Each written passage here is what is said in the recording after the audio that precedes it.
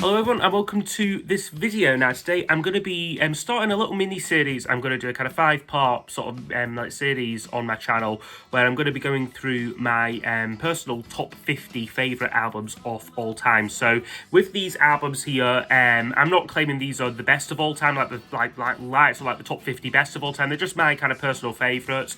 Set a few ground rules as well. Only 2 albums allowed per artist, like on like the list. Like otherwise there'd be a lot of Paul McCartney like on like this list, and like a lot of like XTC like as well. So I've very much limited it to 2 per artist, so we get a kind of broad range of stuff like on like the list.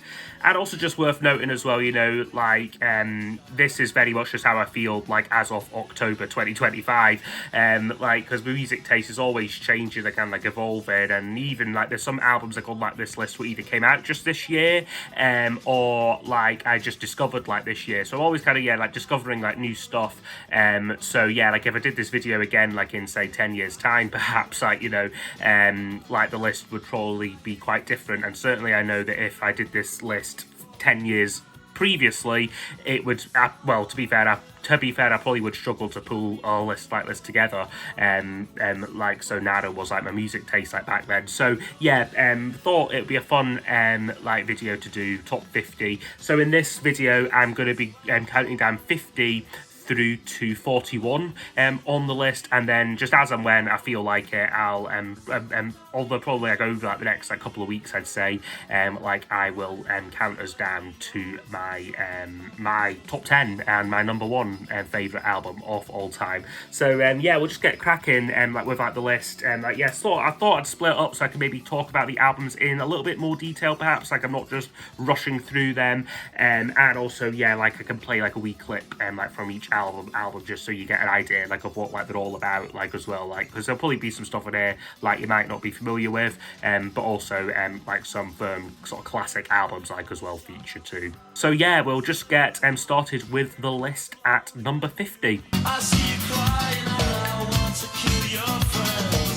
I hear your footsteps in the street, won't be long before we meet. It's obvious, just count me in and count me out, and I'll be waiting for the shot.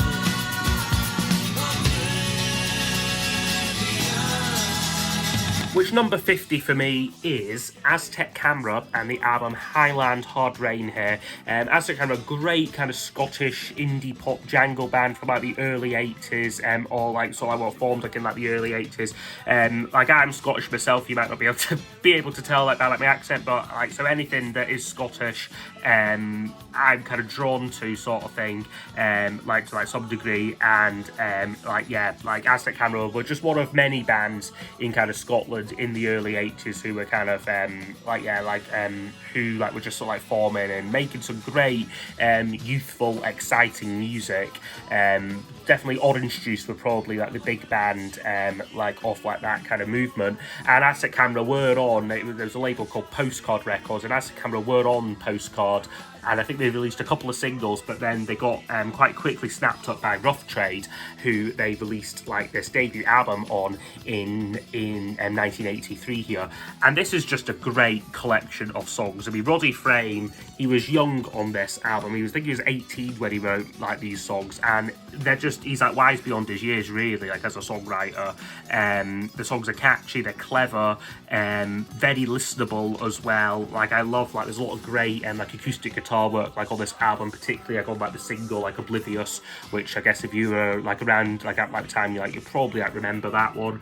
And then there's other great singles like Walk Out to Winter, which I probably slightly prefer the like there's a single version of that which has maybe some of the productions maybe been slightly toned down on it, like that's maybe the only one like on this album that maybe sounds like a little bit dated. And to be honest with you, side 2 is probably just as strong, like if not slightly better to me. Like Pillar to Post, great track, and very immediate hooky kind of riff on that. release. I love the way that builds up, and it just starts very quiet, just ruddy, like, like this kind of, so sort of jazzy guitar, and then by the end it's like really frantic kind of song. It's really well done. And then Back on Board as well, it's a great kind of soulful pop number there. So no, Aztec Camera, Highland Hard Rain, great record, one of the best from 1983 there. Sticking with Scotland, funnily enough, now with the next one, Delamitri is my next pick, Change Everything here, their third album here from 1992. The last to know how you're feeling, the last to know where you are, the last to know if you're happy now, or if he's treating you like I treated you, or if he's cruel. I'll be the last to know. Yeah, Delamitri, fantastic group. Very, again, Justin Courier as a songwriter, very, like, melodic songwriter, great hooks, like, in, like, all, like, their songs, and they were a great band as well, like, they're great players, like, the songs in here, like, are tight, like a real band chemistry, like, on, like, this album here. Again, it's kind of takes me a lot of the best of kind of 70s rock and kind of updates it a little bit, like for like the late 80s, early 90s. The tracks that like that stand out for me would be things like Be My Downfall. It's just a great acoustic number to ease us into the album. Just Like a Man is got almost a kind of funky kind of feel to it, and Cuddy's vocal on that is just stunning, and it gets a great hook, like really gets in like really like gets in like your head. That one, When You Were Young, is just a really good wistful track about growing up and I guess life maybe not turning out as you maybe hope it would, perhaps. Like, it's a really lovely song. Surface of the Moon, great track, a lot of tension like in that one. Again, Delamitri were a great band who could create real tension like in like their songs as well. And then flipping over to side 2, you've got like Always the Last to Know, probably the most popular song, or certainly between that one and Nothing Ever Happens. But Always the Last to Know is just such a cleverly written song, how it kind of how like the kind of like the true meaning of the song is really only revealed like in like the last like lyric, like about basically a guy who was kind of cheating like the whole time sort of thing, but it's kind of only revealed like at the end. That's really cleverly done. And then also like To Last a Lifetime, again another one of these ones where there's just a lot of tension in it, and just again the band playing really well. So yeah, Change Everything at number 49 for me. Okay, next up now at number 48 is an album that I probably do have a little bit of history with, as far as like I remember hearing it for the first time, and it was definitely either predated me starting like these videos, or was very much in like my early days of like doing them, but it's Tears for Fears and The Hurting.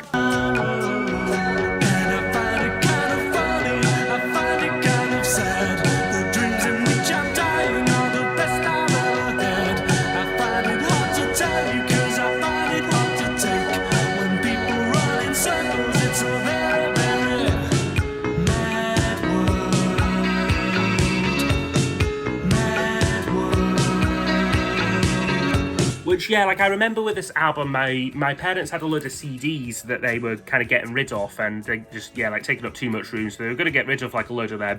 But then they gave, like, a load to me, and they were a real mix of stuff. They had a Smiths one, they had R.E.M., they had, like, the Squeeze singles, so, like, they were all kind of, like, this kind of all this great music kind of, like, handed over, like, to me kind of thing. And this was one of the albums, which, again, like, when I listened to it, and looking back now, was a weird one for a parent to give like their child, considering like some of like the themes like on like these songs, like which are quite dark, and things like Suffer the Children, Watch Me Bleed, Start of the Breakdown. This isn't a happy album, but it really opened my ears, I think, to like slightly more synth, not quite synth pop, but definitely music that wasn't just bass, drums, guitars, like on here, like there's like there are a lot of interesting sounds that were quite like, okay, like that sounds like sort of like quite interesting, on things like Mad World with the kind of like sort of like the pounding like sort of like drum machine like on that one, like, and same with like Pale Shelter like as well, like has got like some interesting synth bits going on. So like it was an important record for me in kind of broadening like my music taste, and sort of introducing me, I guess, to a lot of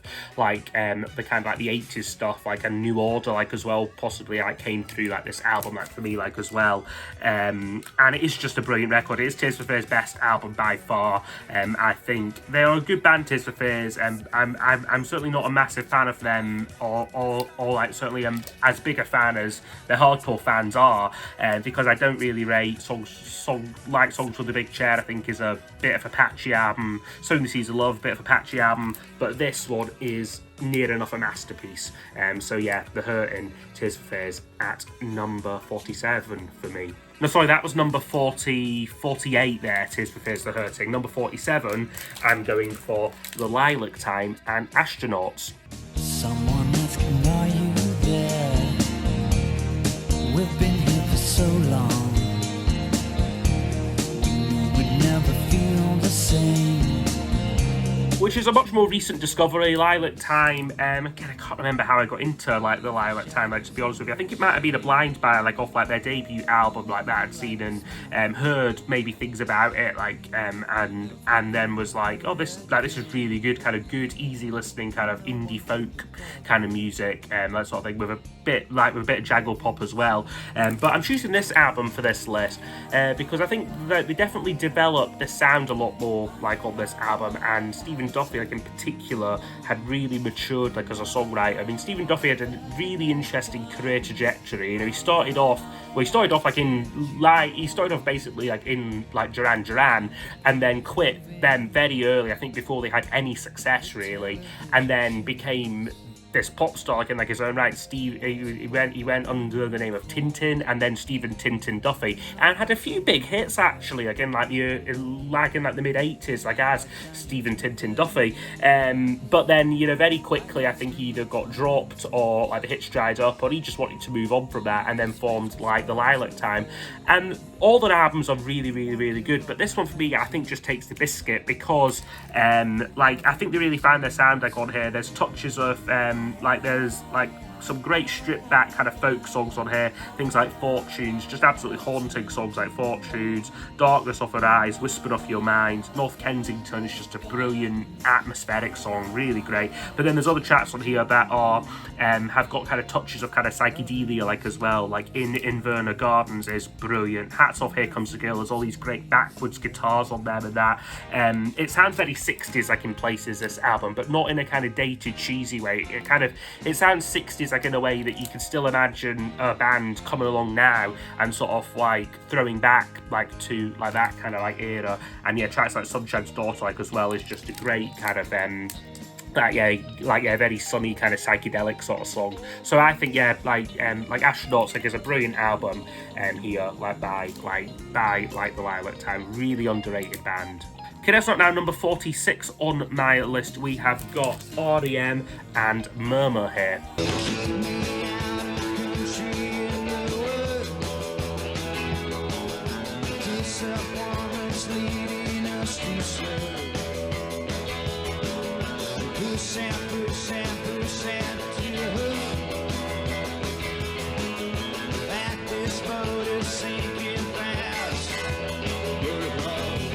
Yeah, like, REM, like, have been a bit of a tricky band for me to get fully into. Like, I still probably wouldn't say that I'm a massive fan of theirs, just because their discography is just so big and so, like, intimidating, really, because they had such a run of albums, like, kind of like almost like a 20-year run, like, of albums, like an album, like, every couple of years. Really, really, really productive. But personally, for what I've heard of them so far, which is really everything from this up till like Automatic for the People, I think this is the best, and yeah, it is their debut album.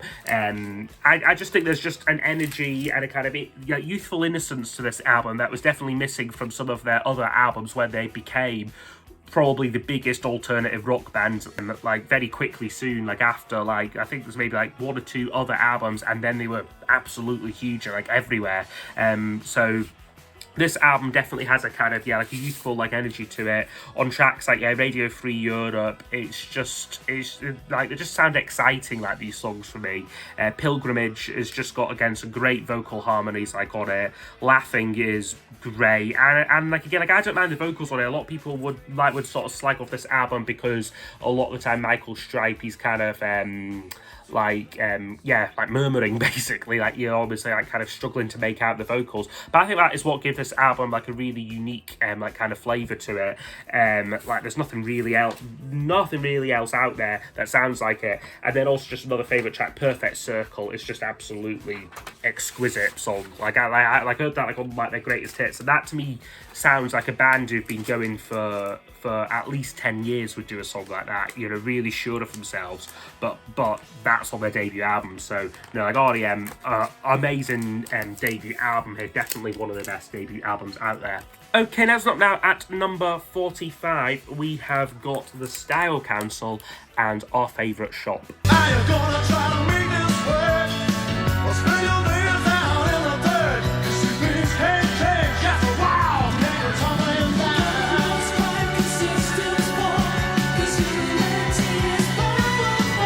Your lights go out, walls come tumbling down. So this for me is one of Paul Weller's masterpieces. I think he's probably got a handful of albums that I would say are, yeah, those are masterpiece albums, like brilliant records. And this is one of them for me. Like I think if you want to, it's a bit of a concept album, this. I don't think it means to be, but it kind of ends up being for me a kind of concept album about Britain, like in the mid 80s, like under like Margaret Thatcher. So songs like Homebreakers kind of references. I think was it Norman Tebbit who was talking about like getting like on like your bike and kind of finding work like while they were all kind of closing down like the mines and that. So that song is brilliantly well written and sung really well by like Nick Talbot, like on that one, like he gets the opening track, and then the rest of the album is just stunning as well. Like All Gone Away is about is like about like the decline like of like the high street, song that is still rings true and like is very relevant. Like Internationalists is again fun track about like being I guess like having like a sort of like being open to the world and like having like an open worldview sort of thing. But then it's not all politics on it, you know. Like I think it's also got a couple of Weller's best actual just songs, like particularly like Man of Great Promise is a beautiful song. I think it was written like in it like as a tribute to I think one of his childhood friends who I think had committed suicide, and Man of Great Promise is just a real great summation of someone's feelings like sort of like towards like a person like they've lost like under like those circumstances. Like I think of what you might have been, like a man of great promise. Like it's a really really beautiful song. Down in the Seine is fantastic, again a lot of tension like in that song really well, and then it's all kind of wrapped up really well with Walls Come Tumbling Down, just a great kind of call to arms sort of song. Absolutely fantastic stuff from Weller and the Style Council. Easily the best Style Council album. Okay, next up now at number 44, we have got Speaking in Tongues by the Talking Heads here.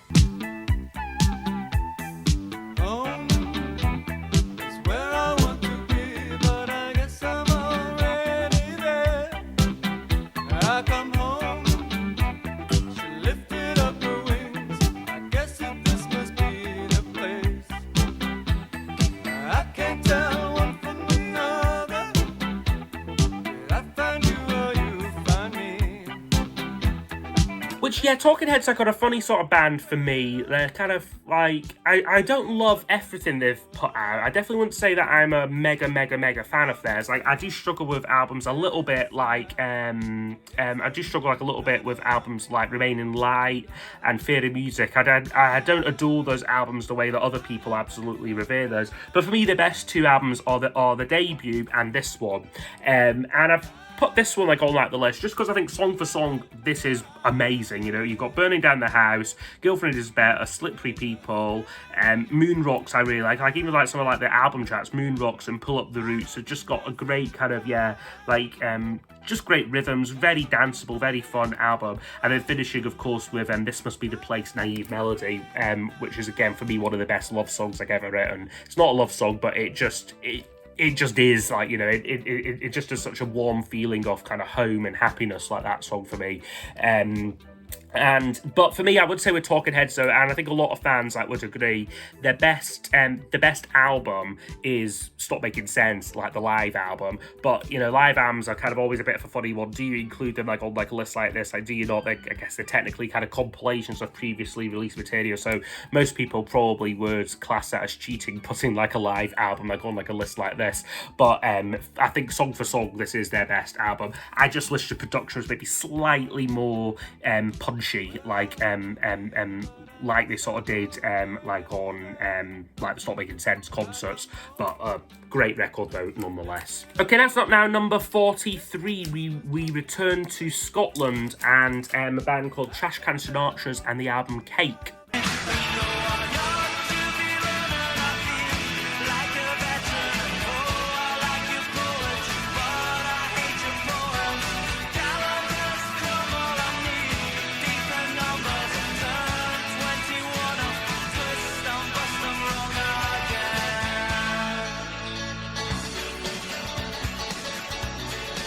So yeah, for me, this is just one of the finest examples of kind of late 80s kind of jangle pop, really. It is just a great collection of songs. I love the singer's voice. Again, I don't even know what the singer's called, actually. It's really bad considering I'm a big fan of theirs.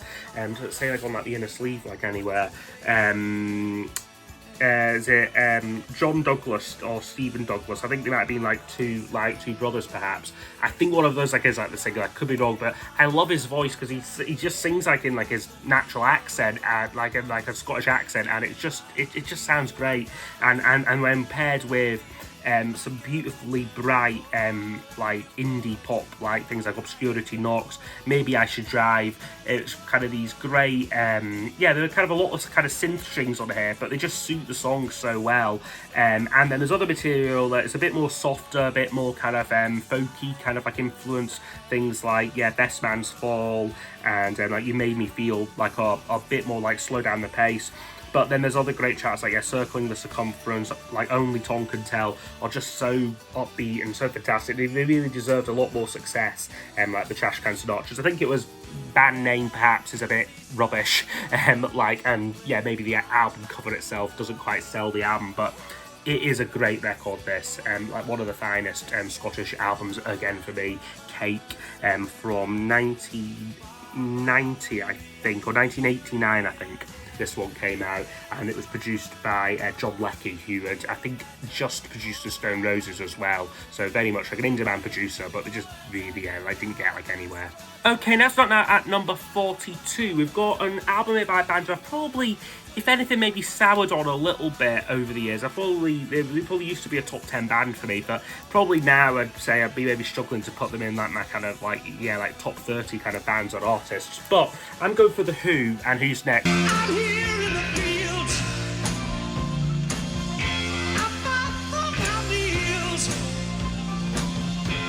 I get my back into my living. I don't need to fight to prove I'm right. Which for me, I can't deny that this is a brilliant rock album. I think, with The Who, they definitely had a tendency for self-indulgence, they definitely had a tendency to make these big concept albums like Quadrophenia and Tommy, which have some great moments on them, but just, do I want to listen to Tommy every day of the week? No, I don't really. But this album, they kind of sort of bring all the great qualities as a band, because they were a really great band, they really locked in.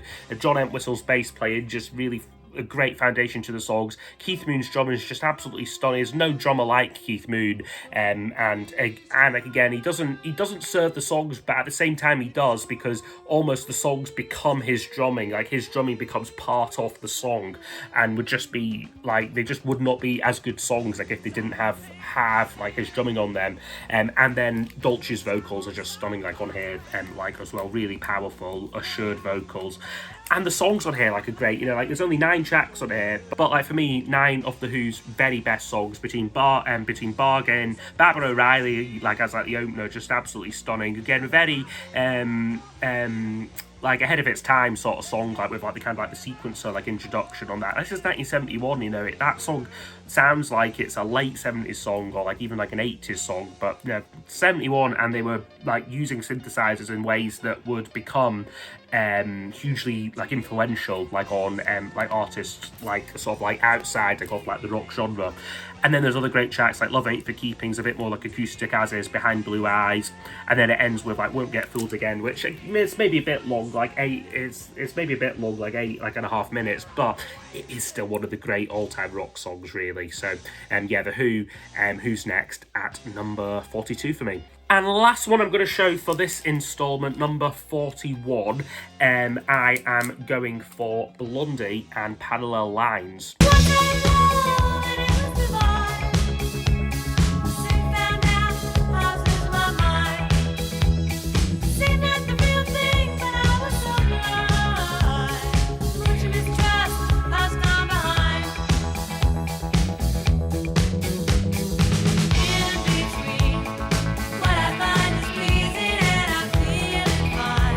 Which for me, this is just an absolutely brilliant album, from that kind of like a real golden age of music for me, the kind of like the late 70s, particularly when like you watch like when I used to live at home, like like on BBC4 they'd show repeats of Top of the Pops, and it's kind of 78, 79 kind of era, and those episodes were always so good because there was like, yeah, there's some crap on them as well, like there always is like with Top of the Pops, but then you get Blondie or you get Squeeze or you get like Elvis Costello on, and it's just a real golden era of great music being in the charts and being really commercially successful. And yeah, like this is just a great record, great collection of songs, between you hanging like on like the telephone one way like or another, and then the great singles, yeah, Sunday Girl and like Heart of Glass like as well. Yeah, just one of the best albums like from like that era, like the late 70s era for me. So yeah, that's been me there, gone through the first part of my top 50 albums of all time there, from 50 through till 41. So I hope you have enjoyed the video, and yeah, I'm sure I'll be on hopefully fairly soon to do the next part, number 40 through to 31. So yes, I hope you have enjoyed the video, and I'll see you all next time for the next one. Goodbye.